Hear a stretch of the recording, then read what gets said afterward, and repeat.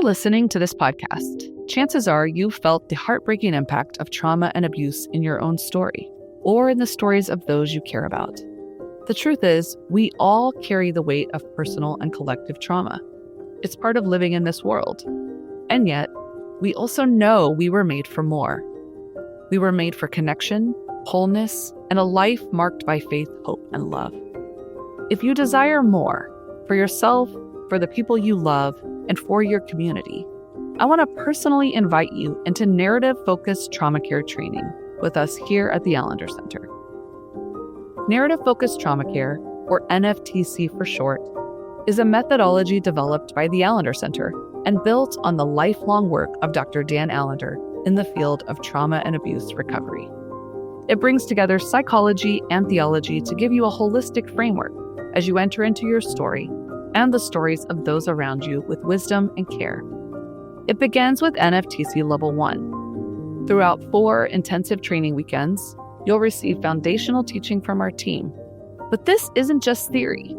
You'll also roll up your sleeves and enter into your own story, because as Dan says, we cannot take anyone further than we've been willing to go ourselves. In small groups with a trained facilitator, you'll actually participate in the work of story engagement, sharing your story and learning to listen well to the stories of others. Whether you're a therapist, ministry leader, or simply someone longing for deeper personal healing, this training invites you into a process of exploring your story, naming both your pain and your goodness, and growing in your capacity to love and lead well. Applications for NFTC Level 1 are now open.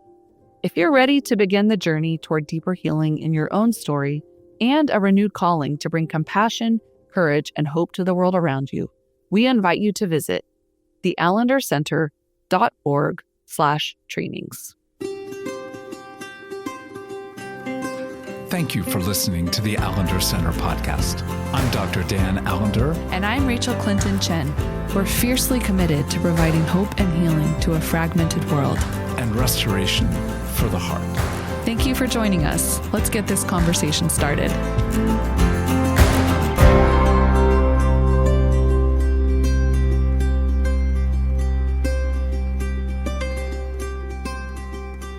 Rachel, I'm going to talk about our guest, even though the guest is like on the screen with us. But I want to tell you about my first real encounter with Mako Nagasawa. And it was at a conference, beautiful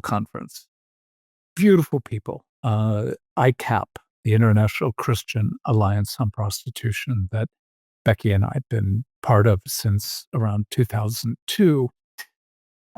This is one of those painful moments where someone got up to talk, and it was lovely, but it was 10 minutes of some of the most compelling, brilliant, thoughtful, human analyses of something of the current realm we live in and why the gospel is so compelling. So the reality of having Mako here. Mako, thank you for joining us. I'm going to introduce you more in a moment, but I'd just let you say hello before I say more. Thank you, Dan and Rachel. Those are very kind words. I really appreciate it. And thanks for the invitation to be here. Oh, we are so thrilled. You are the founder and executive director of the Allender Center in Boston. And just to let people know that anastasis is the lovely Greek word for resurrection. I don't generally look at websites, but I just looked at yours, and this statement of purpose just felt like, wow, it is lovely. We proclaim the restorative justice of God and the healing atonement of Jesus. Well said, friend. Well said. Thank you. I'm glad you like it. I mean, most people get confused, or they're like, what are you talking about? But thank you very much. It means a lot to us. And I can't imagine anyone that we would rather have on today as we're moving into talking about Good Friday and what it means, what it holds for us, for you to enter into this Yom Kippur, this Day of Atonement. And I don't know a better way to begin other than to say, as you approach Golgotha and what this day holds in terms of a biblical narrative, but as well just your life and your work at Anastasis, what do you do with this day? Well, it certainly is a holy day, and I draw from the early and Eastern Church, and I love epic stories. So those two things kind of converge. There's a perfect convergence between them here. So, I approach Jesus as the epic hero, and Golgotha is his greatest moment of victory, like a victory, not him as a victim of some sort, but a victory. And John's Gospel, I think, is the clearest on that theme for different reasons, the theme of glorification and such. But I think we do see that also in Matthew, Mark, and Luke, as well as Paul and Hebrews. And basically, it's just that at his death, Jesus is victorious over sin in a complete and final way, and a decisive way. And he will soon be victorious over mortality or death completely in his resurrection. So I just hold those two things together and say they go together. And if we were just talking backstage about if being a fan of the Lord of the Rings, and I think of Jesus as if he's Frodo, if Frodo had actually cast the ring into the fire. Yeah. You know what I mean? If he Yeah. had been victorious, that would be like Jesus. And just for our audience, it's that Jesus, lived the life we should have lived and died the death we should have died, a life of complete faithfulness and love unto the Father. And so and then in relation to the sin sickness, he resisted it, throughout his whole life. He resisted, of course, the evil external to himself, but most importantly, the evil internal to him, because he took up fallen human nature in his incarnation to share in the same human nature that you and I have, like to be human and to resist the sin sickness that you and I have, but in a faithful way. And so no one could defeat that except Jesus. And so like an epic hero, I think of Jesus at Golgotha as he's killing the thing that's killing us, right? It's the sin sickness, and he succeeded where everyone else failed. So I wrote a couple small little devotional books on Irenaeus of Lyon, the 2nd century leader, and he said Jesus died to finally conquer sin as one of us, which is, given the fall, it's the human vocation, right? And so, when I think of Jesus saying, well, I could call 12 legions of angels to destroy all the people who were mocking me and opposing me, that's a temptation. He felt that on some level, but he did not give in to the temptation to do that. Instead, he could just continued receiving his identity as beloved child from God the Father. And he lived in hope of resurrection, that he would be vindicated as purifying his human nature and bringing forth a God-soaked, God-drenched new humanity so he could share himself with us. That's how I think of Good Friday. I love it. Well, it just, even hearing it, it's like, it's like living in the Pacific Northwest in a sunbreak after days of something of the cloudy, dark, cold. And all of a sudden, just even in the words you've spoken, something of the breath, the warmth of the sun comes. Absolutely. Not like the slow snow melt of the northeast of Boston. Yeah, just the sudden, decisive break. Yes. Yeah, I'm just thinking about how this day, I loved that language of living into his identity as the beloved child of God the Father. Because I grew up in a tradition, we didn't really practice Lent, and Good Friday always held basically instead of acknowledging sin sickness and focusing our eyes on the one who is for us, it was basically you killed God with your sin. You are a sinner. You couldn't take communion. It was actually one of the few times we took communion.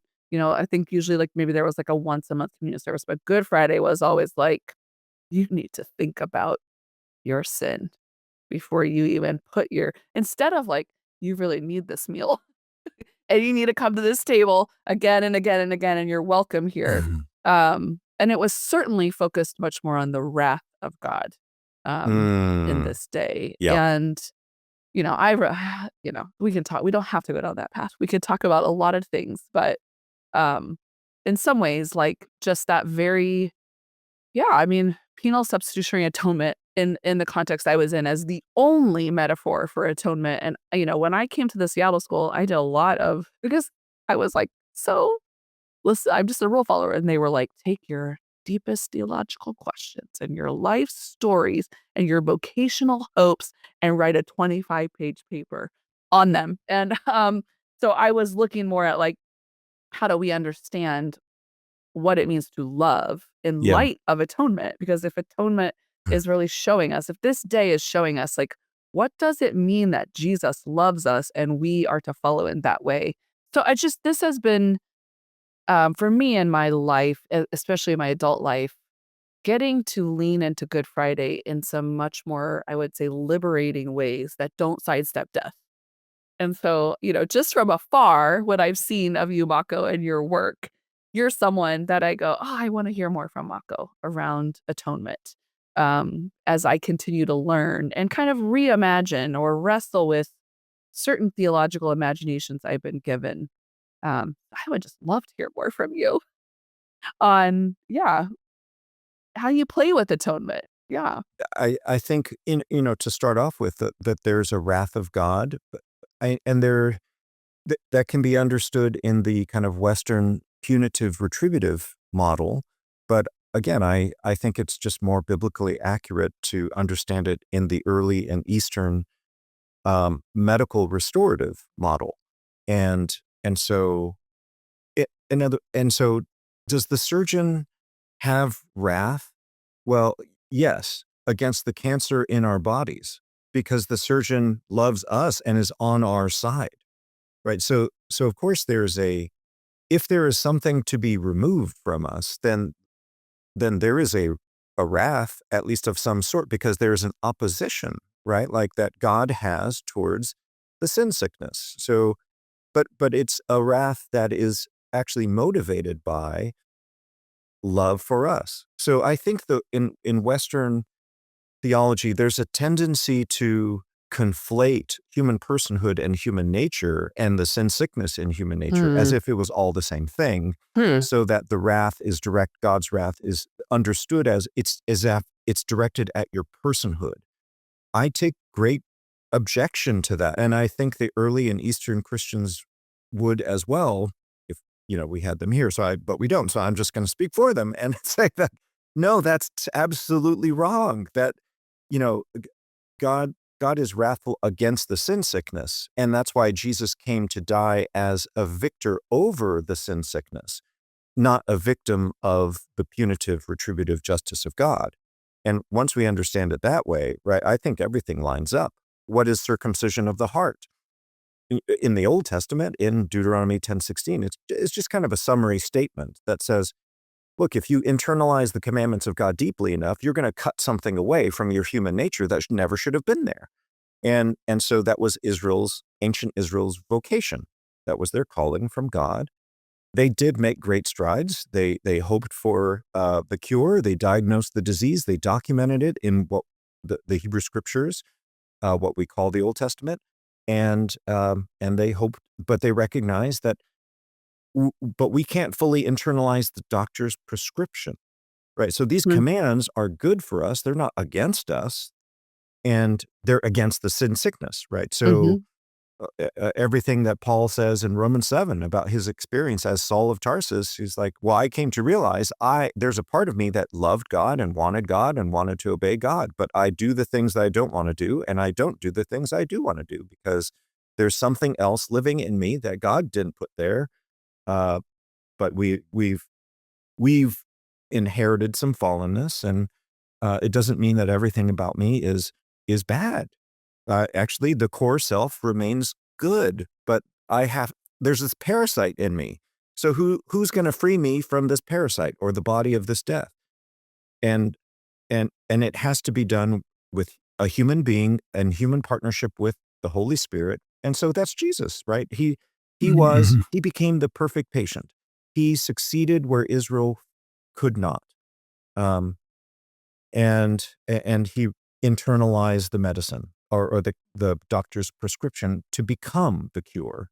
So, I mean, that's how I think about atonement and the life, death, resurrection of Jesus, and how all these things kind of hold together. So I really do resonate with you, Rachel. Like there is a disturbing sense of, but if the wrath of God is only directed at our personhood, then does God just care more about how he feels than about how we are? Mhm. Right. You get Which, into those yeah, spaces. and it starts to really mirror the cycle of abuse, right? Yes. Especially like the narcissistic cycle of abuse, because it's like, I need to pour out my wrath on you in order to assuage my wrath. It's going to kill you. But once I do that, then I'll be restored to an equilibrium and I can rescue you and pour love out on you until I'm wrathful again. Again, not saying that I'm not putting that all on like what like a certain metaphor means, but I love your playing with like, well, there is a very Western view that sees this as more punitive. Like, I don't know if I've ever heard anybody bring like a medical restorative model. Like that makes so much sense to me. Mhm. It feels just really clear. So I'm grateful. I love that. At some point over hours together, I kind of want to step into where some of the shift occurred, maybe a little bit with Augustine, but we'll hold off a sense of the incredible value of church history here. But what I want to knock on the door of it with your understanding again of the atonement, how you engage the category of scapegoat. And particularly, again, the word scapegoat probably didn't get used until William Tyndale in the 16th century. Prior Right. to that, everybody was trying to make sense in the Leviticus 16 passage of Azuzel. Who is this dude or place? Is it a demon? Is it a location? Is it the actual goat that's going out? But just to remind people, we've got two goats. Yeah. One goat that's blood is put on the presence of Yahweh. And then another goat that's sent outside the city gates, outside, in some sense, Golgotha and beyond, assuming that this goat would go to or is Azuzel. Let's just say that there's plenty of information that we're not going to cover as to the different possible meetings and where all this might land. But what at least we can say is the notion is it's a sent out. It's beyond, it's going away. So scapegoat, at least in our world, if I were to talk about scapegoating or a scapegoat, very few people know of the Leviticus 16, but most people know it from the standpoint of being blamed, of taking Right. responsibility for, and being held in a way that in one sense, you don't deserve. So just to step into this important category, because so much, at least in my reading and listening to your courses, scapegoating is such an important category to understand racial trauma, racial injustice, to understand something of even the polarization of where we are culturally.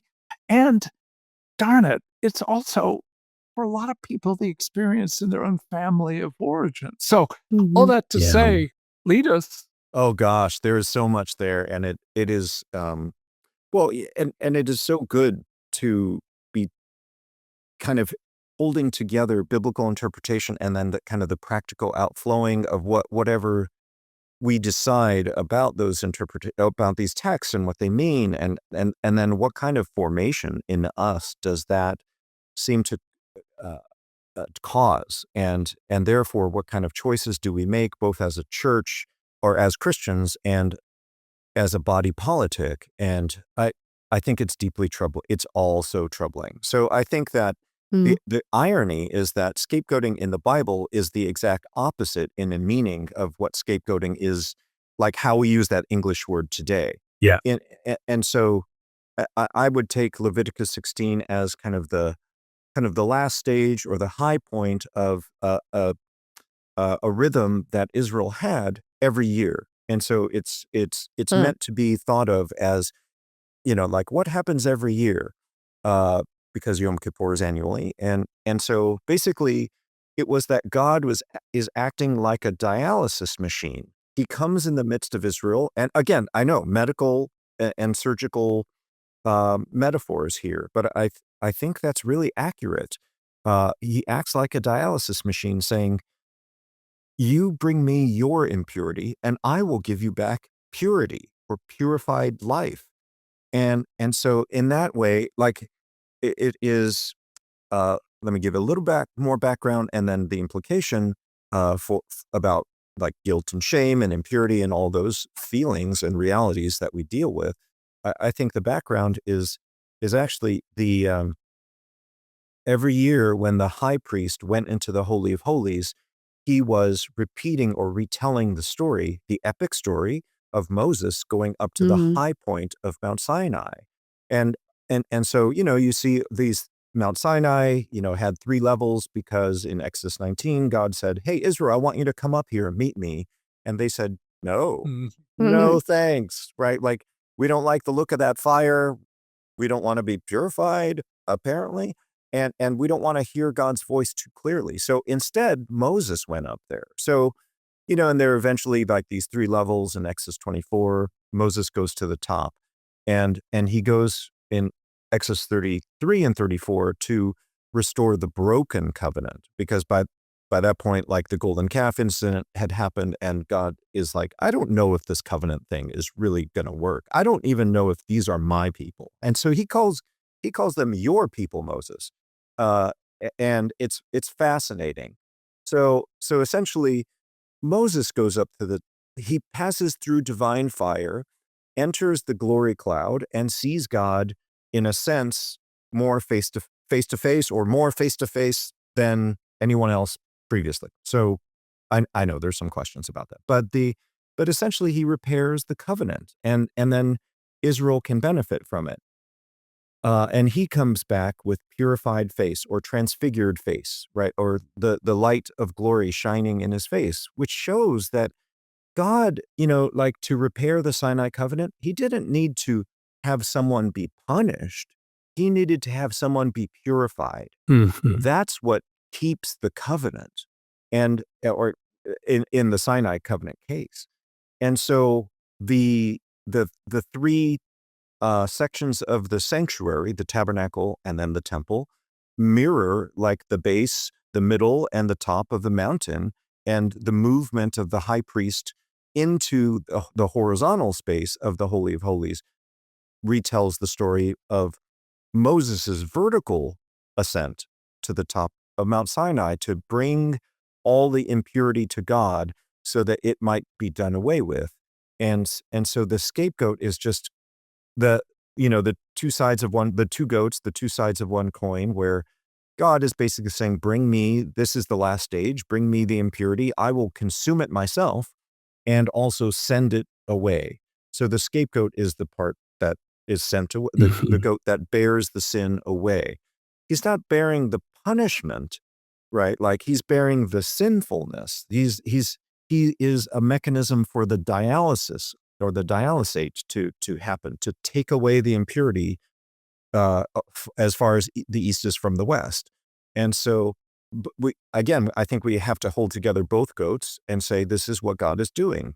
In relation to Israel, he is saying, I'm consuming your sinfulness, your impurity, and sending it far away from you. And in that sense, the implication is every Israelite is called to bring their impurity to God in the sanctuary.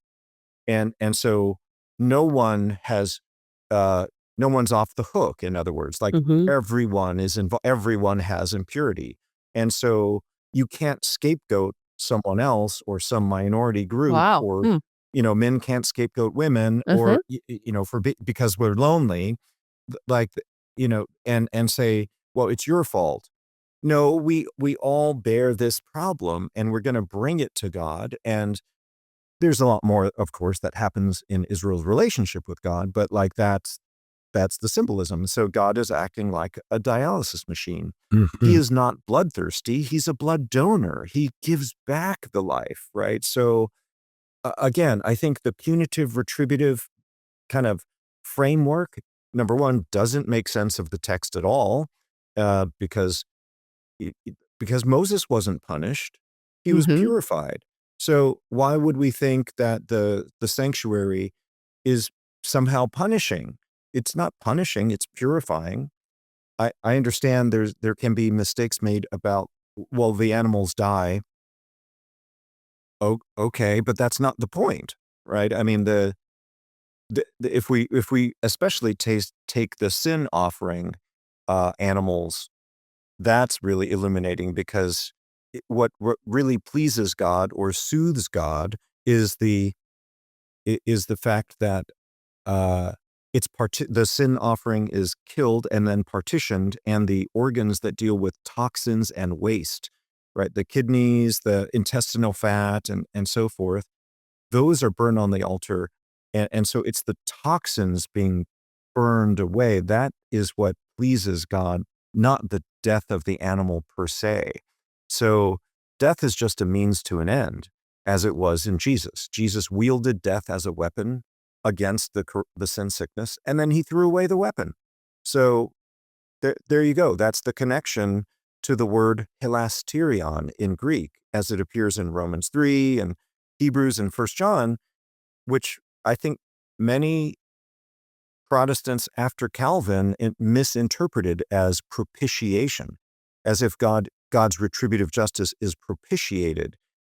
It's not. I mean, the better translation would be mercy seat, but the meaning would be expiation, like the sin is expiated. It's removed. It's resolved. Yes, it's resolved. So when you think about how radically different Hmm. the realm of scapegoat language in our culture versus what it's actually inviting us to, especially with your great and important work with regard to dealing with so much of the polarization and the violence in our culture, group to group, left to right, poor to rich, people of color, white.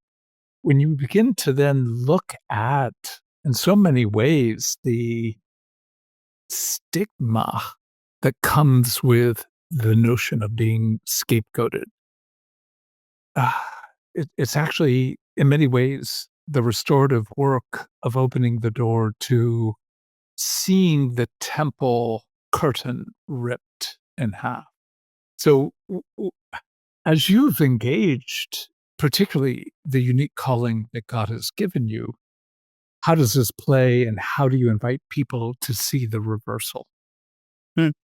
Oh, gosh. Well, I mean, I think it starts with the sense that God's justice is restorative and not retributive, because whatever atonement theory one subscribes to, it has to rest on a theory, a previous theory about what God's justice is. Is it restorative or is it retributive? And I know there are people who say, well, it's a blend of both. I would disagree. I don't think it can be, both in terms of motivation and outcome and so forth. But I think let me first address a concern that I know many people have, which is, but Mako, restorative justice doesn't take sin seriously. Only retributive justice takes sin seriously, because God has to be really wrathful, and people have to pay a price, or someone has to pay a price for that sin. I would say, no, that's not true. As a parent, I have two kids, and when they were young, if they got into a fight or one knocked over the blocks that the other was building, what does it mean to take sin seriously? Now, the retributive model would say, well, it means, I would say something like this: you have offended me. What's most important here is my feelings. Like, you have offended me. And so I'm going to punish both of you for making my day suck. And you go to your room or whatever, and maybe I'll let you out. So that's the retributive model. And I don't think that takes sin seriously. I think I would be taking myself seriously, right? But that's it, my own feelings. I think that's a narcissistic approach to other people's issues. Restorative justice would say, what do I do if I'm their dad? So what do? I get down on my hands and knees and I say, I really do not want you to treat each other that way. You are going to help rebuild the blocks of your sibling, and I will help, right? I will help you do that. And here's how to verbally apologize. Here's how to undo the harm you've done, because I hope you understand the vision I have for healthy relationship, and I'm restoring both of you to that. And it means things for both parties. But essentially, that's the big picture. So it's not that every sin needs to be punished. It's that every sin needs to be undone Yeah. with their partnership. That's what it means to take sin seriously. And so I think that means, we have to own our stuff, including our resistance to reconciliation or whatnot. But essentially, when it comes to the scapegoating problem of today, we mentioned penal substitutionary atonement. I think the formational side of what that theology produces in us is actually an unwillingness to participate in the harm, in undoing the harm that we've caused. Because if I think most often what I hear is, but you're saying I need to do something about my sin. I thought Jesus did everything there is to be done about my sin. So you are actually in heresy because you're adding to the finished work of Christ. Yeah. Right? Like, and You're struggling with forgiveness. You're bitter. Yeah.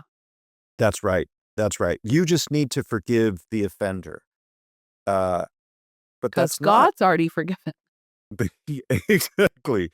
That right. And it's I would argue it's a misunderstanding of the English word forgiveness that translate the Greek aphesin, which means remission, to send into remission. Again, a disease language metaphor, or at least could mean debt, to remit a debt, but it's to send away and to help send away also with partnership. How do we do that? Well, we send away the kind of the sin in terms of the act as we undo the harm we've done, because we damage ourselves and we damage a relationship. And so to restore, to participate in Christ is to participate in his restoring of human nature and resuming that journey to glory, to transfiguration, light, and goodness. And so that happens on the level of human nature. Then on the level of human actions, yes, I have to apply that victory to the things that I've done wrong, or the opportunity to partner with other people in the harms that they've committed, and to help them undo what they've done.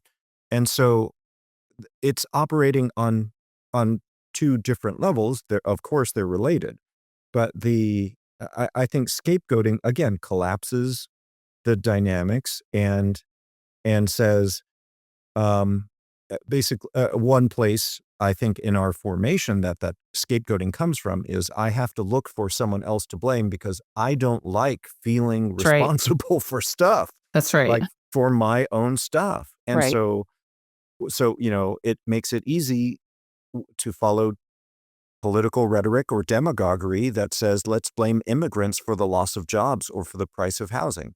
Like there's very little data to show like immigrants are responsible for those things at least in the proportions that we say. It's more the responsibility of high finance, but we don't, I mean, so there is someone to hold responsible, but is it immigrants? Right? I mean, how many immigrants are there to get out, of kind of that high income housing that's going to bring the price of that housing down. When we I know just that don't see private it. equity owns like 50% of housing in the United States of America.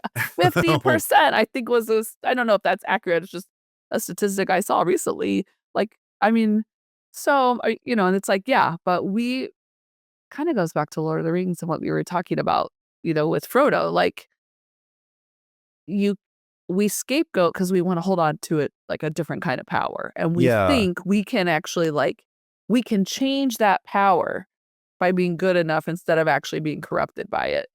right. And so, Right. yeah, it's so much easier to find other people to blame and to keep ourselves in as like the good and the pure and the right. It's actually very I- and and I'm guilty of it. So I'm not like putting this on. It's actually very hypocritical and like kind of a confession that I don't believe the gospel is true. I don't believe in many ways that like Jesus was the last scapegoat, so to speak, like Mm. the one who said, I'm taking this on, I'm defeating it. And like you said, I'm dismantling the weapon. It's kind of saying, no, we got to keep fight. Nope, someone's got to bear this. Someone's got to bear this dysfunction. Someone's got to bear the blame. And I think you're absolutely right. And so I'm feeling my own conviction, even as I want to look at all the other people that do it. Well, the process by which uh, recently, last week or two, preparation for surgery ahead, I've been a little, shall we say, distracted, a little bit more in my head and dissociative than might be normal. And a couple weeks ago, Becky goes, "Look, we're getting closer to your shoulder surgery. I need you to be aware that when you are anxious and Mm, things feel more largely out of your control, you lose your keys, you don't know where your computer is. And oftentimes, you even ask me where your car was. So, can we just work toward you?" And the phrase was so simple, that you don't scapegoat me in the mm, middle of your some degree of disintegration. It was so, I won't say immediately, but so helpful to, in one sense, invite me back to taking responsibility for my own proclivity in terms of sin disease. And in that, there's something kind and soothing to be brought back to naming. W- We all scapegoat, at least my experience is individually, familially. I mean, so many of my clients have experienced that being other in their own family, being dealt with differently than other of their siblings, and in some sense, bearing the emotional weight of the family in ways that other uh, kids don't. So, as you have thought through this, both culturally, which I think you have done brilliant work on, well, before we're going to end, we're going to talk some about the coursework that you offer through Anesthesis Center. But in that process, what have you seen with regard to yourself, either being scapegoated or scapegoating? Mm. Well, I'm deeply convicted by what you just shared about your conversation with your wife, Becky, because that's the easiest place for me to, go in terms of my responsibilities and how I have scapegoated my wife Ming for, you know, if I forget to do something and she says, Mako, you forgot to do whatever. And there's a there's a part of me that's it's easily triggered to say and feel things like this. Well, if you just knew how busy I was and how off I was doing important things, you wouldn't be upset. And so now I just have to ask, n- you actually would say that? Because um I would I, be eaten alive by my beloved. I I'm yeah, thinking exactly what you just put words to. I just I don't have the mean, courage to actually do it. usually it takes some go rounds, but and we don't end there either. But I think I get upset at her being upset, right? And so at me. And so it's almost kind of a gaslighting of like, Mhm. I don't think what I did was such a big deal, but even if you think so, you shouldn't be that upset. So Mhm. it's subtle, but it's Mhm. insidious. Mhm. And yeah, I mean, it's taken different forms. To your question, I I don't think I've ever said it like that, but it's what I have felt and thought. Mhm. And then I have confessed it later, saying like, you know, it's easy for me to blame external circumstances, which probably I had most to do with what external commitments I'm making. So I'm still on the hook for that. But in truth, but then, it's just easy for me to like, and if I make a mistake or I forget to wash the dishes, then it's easy for me to blame, well, look, all these other people need me. And so you should just understand that and don't get mad at me. So, Yes. that's a easy dynamic to pinpoint. And it's kind of I'm trying to preserve the air of moral innocence, in myself, because I feel like that's a type of power.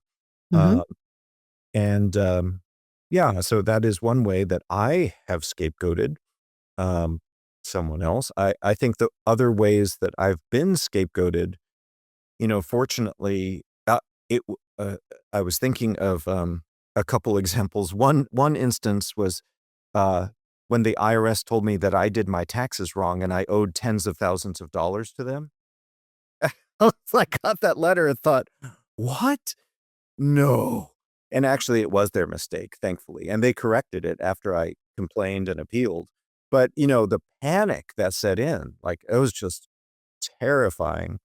And it was similar to, when I was younger, in my upper teens and early 20s, getting stopped by the police on 3 different occasions because they thought I was the suspect that they were looking for. And thankfully, on each of those occasions, I was not. They looked at either my ID or they compared notes, and then they let me go. But, one of those instances was in Cerritos, California, where I grew up. I was bringing my wife, and at that point, my kids were very, very little. We were pushing them in strollers just down Artesia Boulevard when the police stopped and said, "You, get in the car." And I was like, "Oh my gosh." Um, so I sat in the back of the police car for a few minutes. I knew, or I had confidence that I'd be okay, but that's a hard thing for my family to see. Um, so, that's a scapegoating that was kind of alleviated within a few minutes. Um, but it's a heart racing experience. And yeah, Mhm. it's like getting that letter from the IRS saying you owe tens of thousands of dollars. Like, how? Why? Um, when it's their mistake. Mm. So, and I understand police are trying to do their job well too. I have friends who are police officers, so I'm sympathetic. I know things like that can happen. I appreciated the apology afterwards. Just to say, um, and also, just to close one loop about immigrants, scapegoating immigrants for the price of housing. I am sympathetic to small towns who are closer to the border, who receive a lot of immigrants. And yes, I recognize that it taxes their systems. But I think my point is like we could design better responses, That's right. right? And we don't have to just blame the immigrants for whatever issues of like, okay, hospitals, schools, housing. Yes, they will need them, um, but we could also better prepare. And also, I think we could try to undo the damage that the U.S. has done to Latin America, That's right. right? For decades, if not over a century, which has been the single greatest factor for why it is that people leave their homes. They feel unsafe or they feel like their political system is unresponsive to accountability. And so they don't want to leave their homes, but I think we are fed this rhetoric of they want our stuff and they want our freedom. And so we are justified in kicking them out. when I have addressed this issue and just told people, do you know how many revolutions and civil wars that the U.S. has caused in That's right. Latin America? And they either say, no, I didn't know that, and okay, or the more stubborn ones say, well, I can't do anything about that. I'm still going to blame, and I don't care, which I feel like that's really dangerous for your soul and as well as for them, because we have to do the root cause analysis and say, look, everyone then is put in a bad or in a hard situation. Why don't we address root causes? Well, it's, if we can just say it this bluntly, if you understand what Jesus is doing on the Yep. cross, and there is not ownership, that back to a simple question of, if you were at that point and the option was free Jesus or free Barabbas, who would you have shouted for? So the reality of the reason I need a scapegoat is because I am responsible. I'm responsible for realities that I did not have a direct control and choice over. But I may not have responsibility in the same way, but I have responsibility. And in that, we're right back to the beginning of the glory of what you offered us. And that is, we get in this gloriously agonizing, beautiful, ambivalent, complex day, we get to hold Gethsemane and the horror of Jesus crying out, my God, why have you forsaken me? Yet, even in the spilling of blood like sweat, there is that deep, deep restorative place of saying, not my will, but your will be done. And in that freedom to come back to, we can disrupt the nature of individual, familial, and cultural failure of love, and do so without punitive harm to ourselves and others. But actually, this is a day that prepares us for full, complete, and glorious restoration. So, Amen. Again, just want to say the reality of the Allender Center has some incredible, and this is really nice, free courses that are available that will take you further into the work Mako and his colleagues and friends are involved with. So thank you. Thank you for taking us into this day. Yeah, absolutely. Thank you so much, Dan and Rachel. Really appreciate your invitation to be here with you and to reflect on Good Friday with you. Thank you for your work.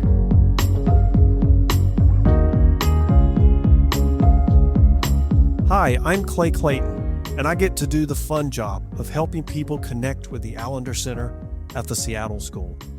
As a listener of the Allender Center podcast, you know it's all about equipping, encouraging, and inspiring people just like you who are passionate about understanding trauma and fostering healing. Every month, tens of thousands of listeners, therapists, pastors, nonprofit leaders, and everyday people tune in to learn and engage. We're now inviting a select number of mission-aligned organizations to sponsor the Allender Center podcast. By partnering with us, you'll help the podcast continue growing, reach more listeners, and spark new conversations that make a difference. Sponsorship perks can include ad placements right on the podcast, recognition on our website and social media, and even opportunities to connect directly with our audience through special features. To learn more about how you can partner with us, you can contact me directly at cclayton@theallendercenter.org. You can also find my contact information in the show notes. Together, let's make an impact.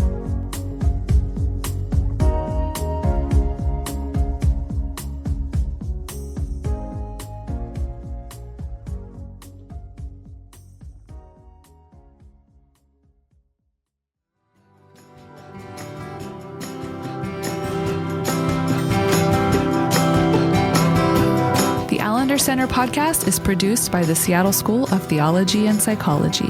If you'd like more information about the Allender Center, you can look at theallendercenter.org.